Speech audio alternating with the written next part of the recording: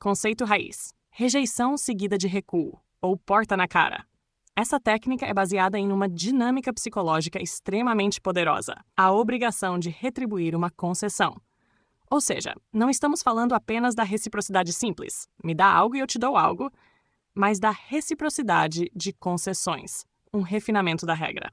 Como ela funciona, passo a passo. 1. Você faz um pedido grande que sabe que será recusado. Exemplo, você poderia doar R$ 500 para o nosso projeto? 2. Após a recusa, você recua e faz um pedido menor, o verdadeiro objetivo desde o início.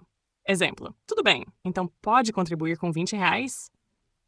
3. A pessoa se sente compelida a aceitar esse segundo pedido. Por quê? Porque você cedeu, mesmo que de forma estratégica, então agora ela sente que também deve ceder. Isso é reciprocidade de concessão.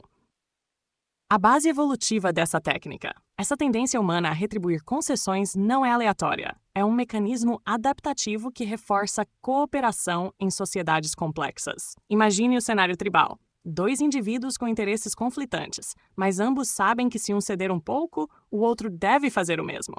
Se essa regra de troca mútua não existisse, os acordos sociais não funcionariam. Então, o cérebro humano reforça com o mal-estar psicológico quem não retribui. O impacto psicológico. Quando alguém recua de um pedido inicial para um menor, a culpa por ter dito não? No início se transforma em um desejo de acertar as contas. A segunda proposta parece mais razoável do que seria se fosse feita sozinha. Você se sente socialmente pressionado a corresponder. O que convence não é o conteúdo do pedido menor em si, mas a impressão de que você está diante de uma negociação justa e humana. Evidência experimental, o estudo do zoológico. O experimento que o autor conduziu com o pedido absurdo de 2 horas por semana por 2 anos, seguidos do pedido acompanhar jovens ao zoológico, ilustra isso com força. 83% recusaram o pedido do zoológico quando ele foi feito sozinho. 50% aceitaram quando ele veio depois de uma recusa maior. Um aumento de quase 3 vezes na taxa de aceitação. Conclusão? O mesmo pedido, acompanhar no zoológico, parece muito mais aceitável depois de termos recusado um pior, e o cérebro quer se livrar da culpa por ter dito não na primeira vez. Limites da estratégia. Mas atenção, existe um ponto de quebra. Se o primeiro pedido for absurdamente exagerado, ele quebra a sensação de que há uma negociação real. Em vez de parecer uma pessoa razoável, você parece manipulador ou mal-intencionado. Isso ativa uma defesa social. Esse cara não está negociando. Ele está tentando me passar a perna. Usos práticos e não perigosos no mundo real. Negociações sindicais exigem altos reajustes salariais para depois recuarem ao que realmente queriam. Vendas de porta em porta. Tentam vender enciclopédias caríssimas, mas depois pedem apenas indicações de amigos, que era o alvo real. Marketing e captação de doações. Começam com quantias grandes, depois pedem pequenas, acionando o gatilho. Outro exemplo prático, no cotidiano. Imagine um adolescente querendo sair com os amigos até meia-noite. Ele pede para voltar às 3 horas da manhã. A mãe diz, claro que não. Ele então responde, ok, que tal meia-noite? A mãe, querendo ser razoável, cede. Ele não queria 3 horas, queria meia-noite desde o começo.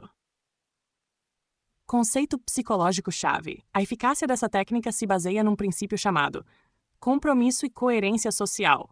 Uma vez que a outra pessoa recuou, sentimos que devemos recuar também, para manter a coerência e o equilíbrio social. Interpretação avançada. Essa técnica não depende apenas da reciprocidade. Ela trabalha com expectativa, contraste e status moral. Expectativa. O segundo pedido parece muito mais razoável, porque a barra foi colocada lá em cima no início. Contraste perceptivo. Como vimos no princípio do contraste, um pedido parece pequeno se comparado a algo muito maior. Status moral. Retribuir a concessão nos faz sentir justos, bons, civilizados, e isso ativa nosso ego moral. Cuidado, é fácil ser manipulado. Se você não perceber o jogo, pode acabar comprando o que não quer, cedendo tempo, dinheiro ou energia sem desejar, aceitando trocas injustas. Como se defender? 1. Identifique se o pedido inicial era apenas uma isca. 2. Pergunte-se se esse segundo pedido fosse feito isoladamente, eu aceitaria? 3. Desconecte emocionalmente o segundo pedido da sensação de culpa ou obrigação. Como usar eticamente?